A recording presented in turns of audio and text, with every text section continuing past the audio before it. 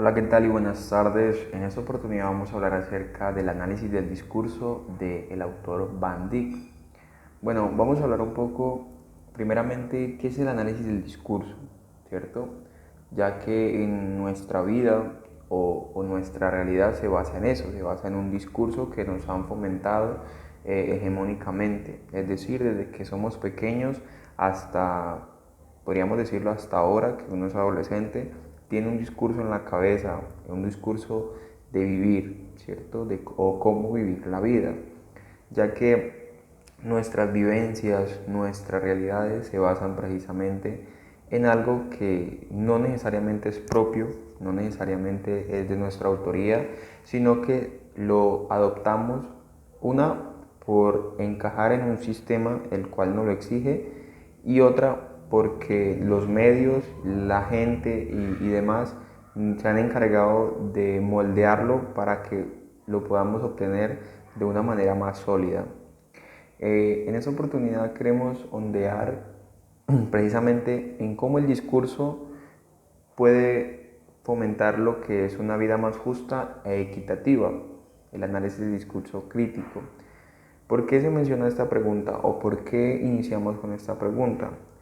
Ya que hoy en día el discurso se ha prestado para fomentar de pronto lo que conviene o de pronto se ha prestado para hacer daño a algunas personas. Entonces es muy importante el ser críticos ante un discurso, ya que este nos sirve para reflexionar y, como se diría coloquialmente, para no comer entero de lo que vemos o de lo que escuchamos, ya que el discurso no necesariamente es oral, también es escrito. Entonces, en esta oportunidad vamos a hablar acerca un poco de lo del análisis del discurso. ¿Qué es el análisis crítico del discurso?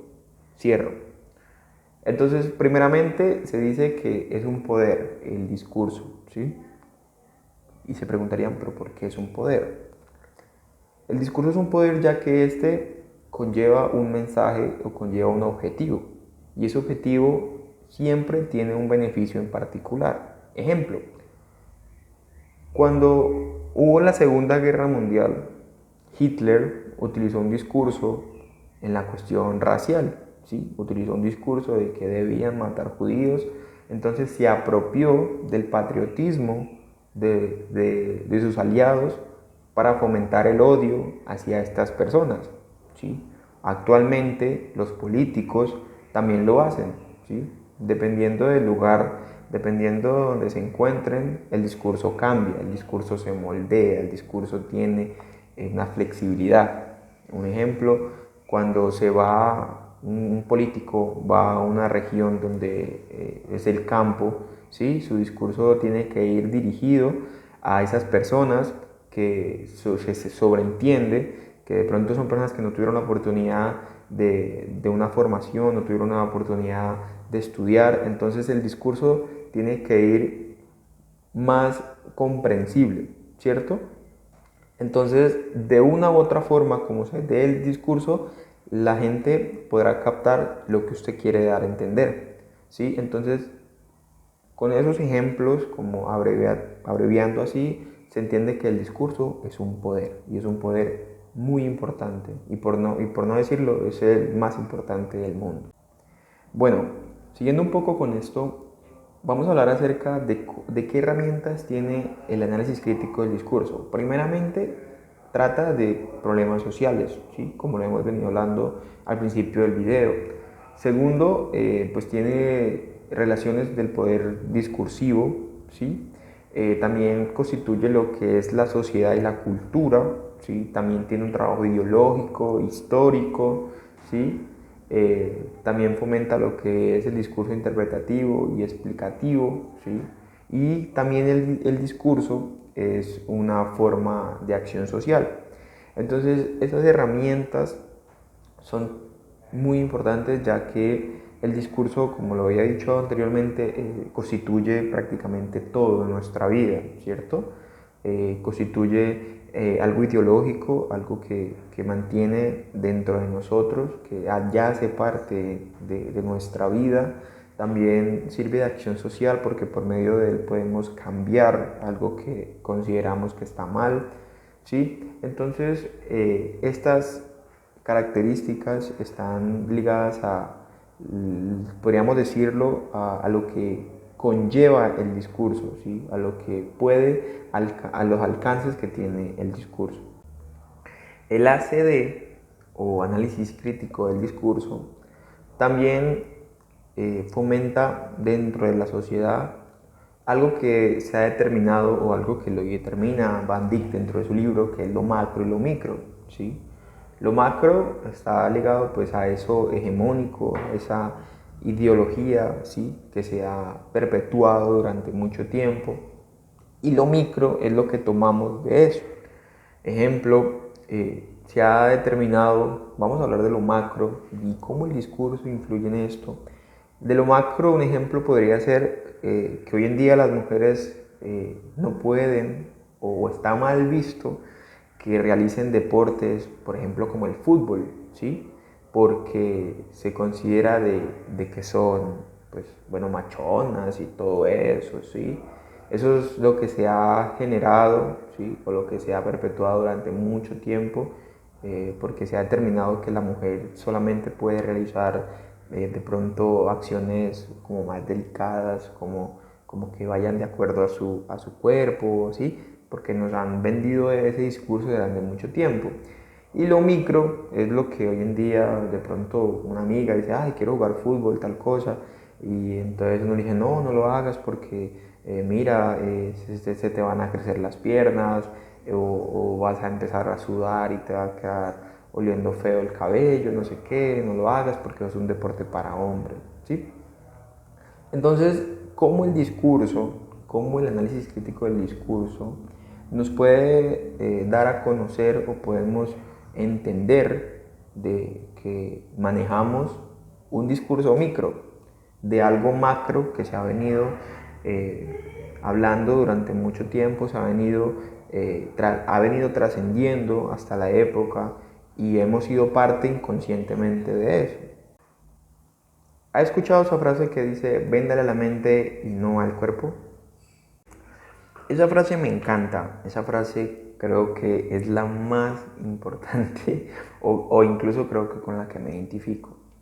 ¿Por qué? Porque el discurso como herramienta de un mensaje que se quiere dar también perpetúa mucho en las mentes de las personas, y si uno puede controlar la mente a través del discurso de una persona, pues maravilloso, puedes controlar todo en esa persona, ¿cierto? Entonces, ¿qué tan importante es controlar la mente de una persona a través del discurso?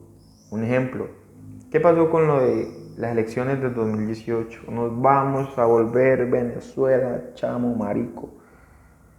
Todo el mundo se creyó el cuento, todo el mundo se le infundió ese miedo, que es lo que no nos ha dejado progresar como sociedad, ¿sí? Se le metió un discurso de miedo en la mente, se controló a las personas a través del miedo y votaron como ya sabemos. Entonces, creería yo que la finalidad o lo más enriquecedor para el discurso es poder llegar a controlar la mente de la sociedad, porque se puede alcanzar cualquier objetivo con eso.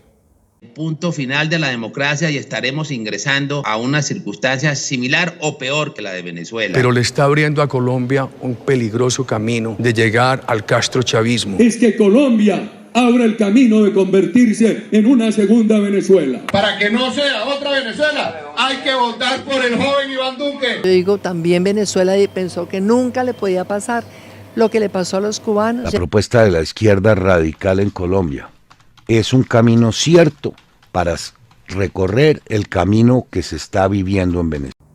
Bueno, y pues vamos a saber cómo es que se controla la mente a través de un discurso, ¿cierto? Porque se dirá, pero bueno, ¿cómo una persona puede tener tanto poder simplemente con dar un discurso? Entonces, el discurso como poder también tiene unas características o tiene, como digo yo, unas ramas las cuales le sirven de garantía para que éste tenga una mayor fuerza y pueda así conseguir su objetivo, que es poder controlar la mente de las personas, de la sociedad. Entonces se maneja un tema de interés, ¿sí? Se maneja un tema en el cual la gente se sienta, pues como, valga la redundancia, interesada, se sienta como persuadida, ¿sí? También esta persona que está dando el discurso tiene un estilo, ¿sí? En el cual pues siempre se ha tratado de decir que es una forma de mediar, ¿sí? O una forma de que la gente se sienta identificada con esa persona o con lo que está de pronto escribiendo, ¿sí? Si es algo escrito. ¿Por qué? Porque cuando él maneja el estilo, vamos a poner un ejemplo de esta persona grita, alza las manos y bueno, y vamos a acabar con estos hijuetantas y no sé qué y tal, ¿sí? Ese es el estilo en el que la persona maneja el discurso, maneja sus receptores, ¿sí? Mueve las manos y esto genera como más seguridad y la gente lo persuade y dice, uy, ese es. Sí, entonces el estilo en que esta persona puede conseguir más la atención de las personas.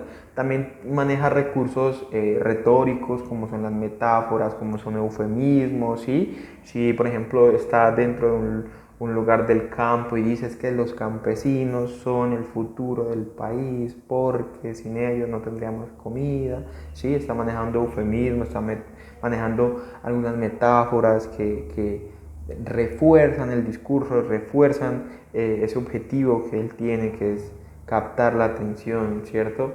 También los actos de habla son modelos en los que se puede de pronto interpretar, se puede de pronto coincidir, ¿sí? Con lo que se está diciendo. También los actos de habla, ¿sí? Poniendo el ejemplo de los campesinos, yo diría, es que los campesinos son berracos, los campesinos son estos, son lo otro, ¿sí? O sea, manejo un discurso, manejo un vocabulario, ¿sí? Que la gente me pueda entender de acuerdo con donde yo estoy, de acuerdo al contexto, de acuerdo en el lugar en el que me encuentro. Quisiera decir algunas cosas, compañeros, y las voy a decir, aunque me arreste el maloso del mayor Malagón. Mucho se ha dicho que se hará justicia, caiga quien caiga. Y resulta que caen los que no debieran caer, mientras aquellos a quien les cae de todo, esos nunca caen. Vivimos en un mundo de desorden y de violencia, un mundo donde nadie respeta las instituciones, ni las instituciones respetan a nadie.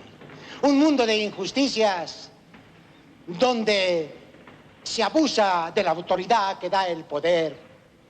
Nosotros, la policía, debemos de representar el orden y la seguridad y no convertirnos en una amenaza uniformada. Compañeros, cuando nos demos cuenta, cuando hagamos conciencia que más que autoridad somos servidores públicos, nos habremos ganado el respeto de nuestros conciudadanos y la confianza de la sociedad a la cual servimos.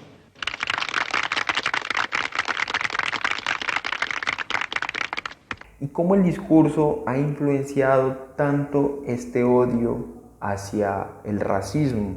¿Sí? ¿Por qué el discurso ha generado esa condición de que unos son más que otros y viceversa? ¿Sí? Y es que todo tiene una lógica y es el poder, el control que se tiene por algunas poblaciones, por algunas comunidades que se las considera entre comillas, que son menos que los demás. Y el discurso ha corroborado y ha respaldado esta condición del racismo, ¿sí? En los años que el presidente era Kennedy, ¿sí?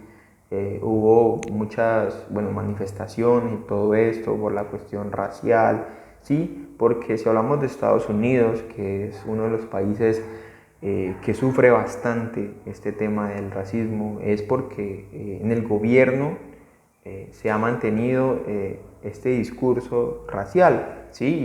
Y se pudo evidenciar con la muerte de este señor negro, ¿sí? Que fue asesinado por un policía blanco, ¿sí? También cuando Obama llegó al poder, muchas controversias porque una persona de color negra podía alcanzar tan poder en este mundo, ¿sí? Entonces, y eso se basa a través del discurso que se ha hecho hegemónico y que ha fomentado la discriminación racial.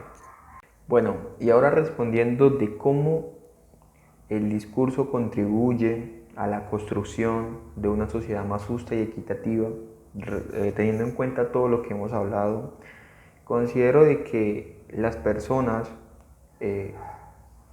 tenemos un defecto, y es que todo lo que vemos, todo lo que pasa a nuestro alrededor lo consumimos sin importar qué objetivo tenga este. Es decir, hoy en día se cataloga como a los medios como una amenaza, como algo malo, como algo que no se debería hacer porque se dice que los medios son malos.